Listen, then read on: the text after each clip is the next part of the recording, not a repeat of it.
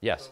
So what's the reason for the trending up? You're basically seeing the costs are increasing pretty radically over the last, what, 10 years or so? Okay, so what is it that's driving this cost increase? There's a number of factors. You know, most of our input costs have still been trending upward. Fertilizer is one that's actually lower cost today than it was in this era here. Diesel fuel today is actually lower than it is here. Farm labor continues to go up. Our living expenses continue to go up, so family draw, you know, is a factor there. But on the ground, on the ranch, the increasing cost of leasing a pasture is an important one. And again, crop farming, converting grasslands back to cropland is part of the factor there. You know, increasing vet costs. You know, one segment of the world that never takes a price reduction is the pharmaceutical industry. Plus, they are always finding something else that we need to be administering to our livestock and runs up costs. So those are factors that come into play, but a whole lot of that stuff, I say, why do you need that? Why do you need that? The top end outfits that I work with, you know where they are in their cost to carry? They are still right here. For $375 to $425 is what their cost to carry a cow is. And if we go back to that Wyoming, Nebraska, Dallas Mount assessment, most of the top end outfits are not calving in the winter anymore. They have either drastically reduced or eliminated hay feeding, and they're doing something else, which we will get to sometime this morning. Have patience. Well, I do have the Alberta numbers. So this isn't expressed as cost to carry a cow. It's their cost. So the brown bars are their cost to produce a pound of weaned calf. The gray bar is the price per pound. And this is what I'm talking about. Over this period of 2004, so BSE I think first came in 2002. So this is from the post-BSE era up to 2015, and just a very slight gradual increase in their cost of production. Even though they experienced the same soaring prices that we did in 2014 and 2015, they did not let money in their pocket burn a hole. All right, so we can just kind of wait around for prices to get better. Now, every 10 years, USDA makes a projection of what they think the 10-year horizon for those particular commodities are going to be. And they do this for like 200 different commodities. The blue line here, this is beef cattle. And so this projection is from 2016 through 2026. So we get 2016, we were still on falling prices. And that doesn't look real optimistic, does it? Now, you know, liars figure, and figures don't lie, but liars figure, and all that sort of thing. You can find a piece of data to support whatever you want it to do, and all of that. I will also point out that in the 2006 to 2016 USDA projection, they absolutely never saw the 2013, 14, 15 price spike that we had then. So I take this for what it's worth. USDA isn't expecting anything wonderful to happen, so we better take care of ourselves and do that on the cost side of the equation and adding value to the products that we have rather than accepting the commodity price. So when we look at cost of production, some of you saw this yesterday, we talked about in my consulting business, what are the top 4 costs that I see among my clients, and frequently winter feed is top of the list, with as a component of winter feed, equipment ownership costs being the biggest chunk of that. And a lot of people don't recognize that. Then we have the equipment operation, fertilizer, and irrigation. But those are components of winter feed, and that is very often the highest line item cost. Land itself, pasture lease rates, AUM rental rates, those have all been trending upward. The cost of land has certainly been trending upward, although, having said that, there's a whole lot of trophy ranches going on the market now. I get the Haul and Haul newsletter twice a week, and so I look at what ranch prices are doing. Now, most of theirs are more trophy ranches rather than, you know, hardtack working ranches. And the trend that I've noticed over the last 6 to 8 months is a lot of discounting is starting to take place, and sometimes they're pretty big. And of course, the most recent example of a big deal is the Boone Pickens Ranch in Texas got reduced from $255 million to $220 million. So, you know, you get a $35 million discount if you want to go buy that place right now. But land costs money, whether you lease it or you own it. We have labor costs all across the U.S. I hear, you know, I just can't find someone to do this work. Can't find someone to do this work. It is tough to find a competent ranch hand. It is tough to find a competent ranch manager. The good ones are in pretty good situations, and I don't try to poach managers from one of my clients for, you know, a new client or something. But I have people all the time asking me, hey, do you got anyone that you could send my way for as a manager over here? And I have people who send me their resumes and say, yeah, they want to manage their ranch. And I look at those resumes, and there's not 1 in 10 that I would forward to one of my clients. So it's a tough situation. This labor, and I don't see that really getting better. To get a quality hand, quality manager, it's going to cost you money, and that keeps trending upward. So it says the top 4 costs, and I have 1, 2, and 3. What do you suppose that other cost that should be in that array is? It's on the piece of paper. What is it? Some cow depreciation.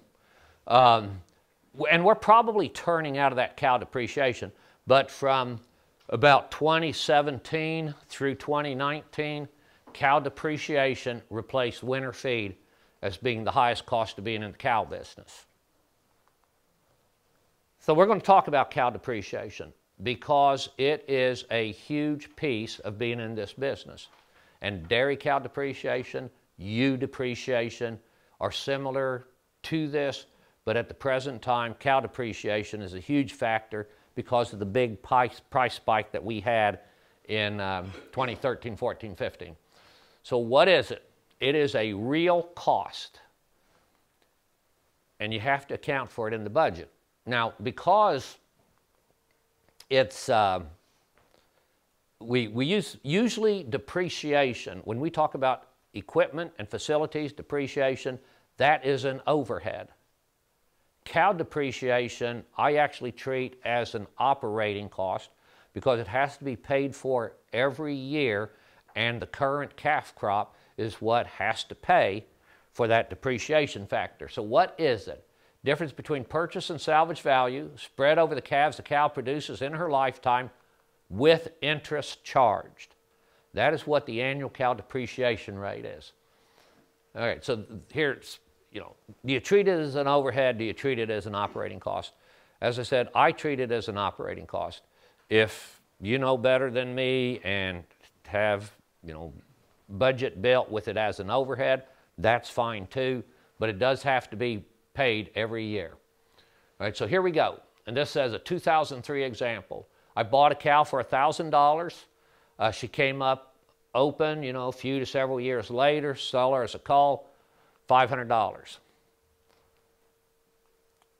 We subtract the salvage value from what I paid for it. The difference is $500. Can anybody explain to me how that is not a loss in my investment? I can't. I've never met anyone who could. So that cow, she had 5 calves in the time we owned her. So the charge was $100 plus the interest for the 5 years. Because, you know, if you buy a bond, don't you expect to get return back on that? Who would ever buy a treasury bond that had 0% interest? Oh, the U.S. government maybe. I don't know. So at that time, our typical operating interest would have been out about 8%. So 8% interest over 5 years, the annual charge against that cow unit is $125. Something has to pay for that. It's a cost of doing business is cow depreciation. And this is why I treat it as an operating cost. It's a cost of being in the cow business, and I incur it with every cow that I buy or every replacement that I raise. All right, let's come to 2013. I bought a cow for $2,500. I got a few calves out of her, sold her as a cull for $800. $1,700 loss in value of that production unit. I have to recover that. So she had 5 calves. Divide 1,700 by 5, that's $340 per calf. I have to charge interest. Well, we're down at 5% interest now, but that cost is $393 per calf. We have just figured out that, so 2013 plus 5 years would be about 2018. And in this 2018-2019 time frame, the total revenue per cow from calf sale, cull cow sale, cull bull sale has been running about $800 to $900. If it's $800, that is almost half of the total value of the calf just to cover cow depreciation. And you've seen some of those numbers that we're throwing around on, you know, feed costs, $250, $300. This is why cow depreciation right now is such a killer in the business.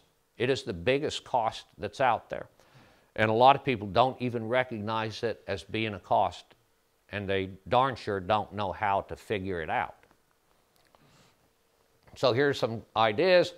The greater the spread, the higher the annual depreciation charge is going to be. We just saw that in the old 2003 example. The spread was only, the loss was only $500. In the 2013 example, it was $1,700. So cow produces 5 calves, $100 annual charge, $1,000, it's $200. Then we have this cow longevity. And I used to think that cow longevity was the way that you had to deal with cow depreciation. It is not. But the more calves cow produces, we have more units of production over which to spread that depreciated value. And so the annual charge does become smaller, smaller, smaller until, or with each additional calf that we have.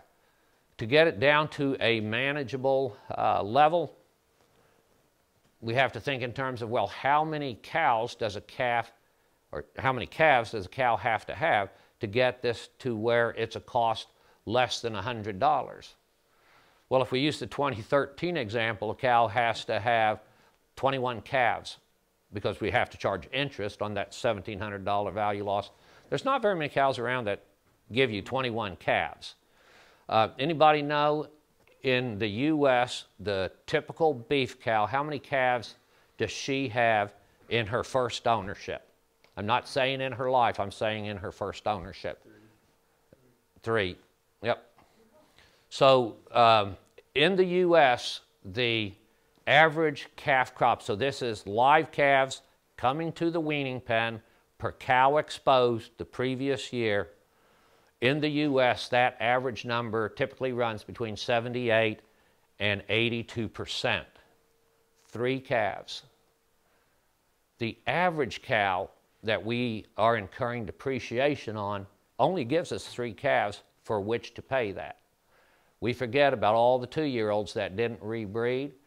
We forget about the 4-year-old who was a real witch, and we, got rid of her, and then we got some bad feet, some bad eyes. We got open cows, and it is shocking to most people to realize that that's all we do.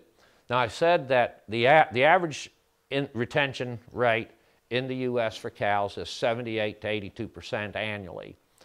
The northern plains, so the Dakotas, Nebraska, eastern Montana, Wyoming, that is the region of the U.S. that has the best performance numbers when it comes to getting cows bred, keeping them healthy, retaining them in the herd. And up there, it runs in the high 80s. The southeastern states, Florida, South Carolina, Georgia, Alabama, Mississippi, Louisiana, those states have the lowest performance rates in the country. And they're typically in the high 60s to around low 70s, 68 to 72%. And say, well, why is that? Are you Southern boys just really that lousy of cattle managers? That's not what it is. You go to the northern plains, and there's a lot of cool season forages up there, a lot of cool season grasses. And cool season grasses have higher protein content, retain their nutritive value into maturity much better than warm season grasses do. And it is cooler temperature. And English and continental cattle are way better adapted to cold temperature than they are hot temperatures. So it's a wonderful cattle environment up there, and we have good feed. We come to the southeastern states, and we have a whole lot of subtropical and tropical warm season grasses that are lower in protein, and they deteriorate in feed quality with maturity much, much more quickly than do cool season forages. So and then we take the heat and humidity stress. If you have Bos Indicus cattle, Brahman influenced cattle in the south, you can do much better than if you have black-hided Black Angus cattle in the deep south. But where's the price at the sale barn? It's with the black cattle. So you endure their lack of heat adaptation and more open cows and all of those things because they're not animals adapted to that environment. So we can't say that the cattlemen in one part of the country are necessarily better than cattlemen in the other part of the country. It is the working environment and the type of cattle that people choose to work with in the high stress environments. But that's the reality of where the industry is in the country. So on the northern plains, by the way, on the northern plains, the average is closer to 5 calves per cow. All right, so I said I thought cow longevity was the way you dealt with the depreciation, but we've seen that cow longevity is not something we can always rely on. And so the view that I have now, and this is what Bud Williams would have talked about, and then Wally Olson is teaching, this type of management now. It's managing inventory value. And so this graph here is looking at the relative value of bred females based on age. And I just met, I'm trying to remember who it was, but somewhere in the last few months, I met the guy who actually did this. This was his PhD thesis work. And I was showing at a meeting, and he came and told me, that's my PhD thesis, don't you? I said, no, I didn't know that, but thanks for doing it. So the index value that we start with is a first calf heifer. She has a value of 100. She has a calf. She gets bred back for her second calf. She actually increases in value, and cows will reach their peak value at 3 and 4 years of age.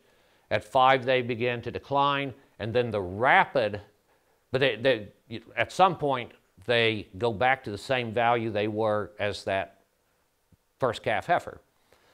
The long drop in the the depreciation drop in the value of the cow is from basically 6 years of age to 10 years of age. If a cow is over 10 years old, she's got a tooth in her head, calf in her belly, she's got value. And so the price does not fall off a whole lot when you get past 10 years. So the idea of managing cow depreciation through inventory value is what they call a 5 and out program. And in a 5 and out program, if you are raising your own heifers, you basically keep every heifer an exposure to the bull. Now, you might call off 5 to 10%, just knotheads, and now she'll never be a cow. But you would keep most of the heifers, expose them to the bull, typically for 30 days, and any heifer that gets bred in those first 30 days, that's going to be the more naturally fertile heifer. Those are the kind of animals you want in your herd. Anything that doesn't get bred, they just get sold, either sold as a feeder heifer, go to the feedlot, or for a lot of people, that is the starting point of the grass-fed beef program, because it's easier to finish a heifer than it is to finish a steer. No offense, ladies, but women just fatten easier than men do. And that is absolutely true in the cattle industry. And if you don't have the complete skill set for creating premium quality grass-fed beef with a steer, well, start with a heifer, because it's going to be easier to do. They're going to finish at a lighter weight, and they're going to fatten sooner. So in a 5 and out program, you sell all of your bred cows at 5 years of age, because your neighbors, what are they looking for? I want to buy a proven cow. And they still have a value basically equal to what you started from. And if you sell them to somebody else as a bred cow at 5 years old, you're going to get a good price on them. That other person is going to take the depreciation hit on it. And if you want, some of the people who do 5 and outs, that's all they do. They just turn over cows real fast. Some of them buy back cows at 10 plus years of age, because we know that and you might just keep that cow for 1 year, 2 years, something like that. They're what we call turnaround cows. You buy them bred or with calf at side, and you just run them that one season. They are a great tool to bring in as an extra animal to eat up excess, spring and early summer growth, split the pairs in August, sell a real light calf for high dollars, and a bred female for whatever she'll bring at that time. You can get a bad reputation. God, he's just a cow trader. You know what? There's a whole lot of successful ranchers in this country that were built by cow traders, either doing the turnaround cow like that or buying thin, open cull cows, fatten them on pasture for 60 to 90 days, sell them at a higher price than they paid for them. And it's bad for your reputation, but it sure is profitable.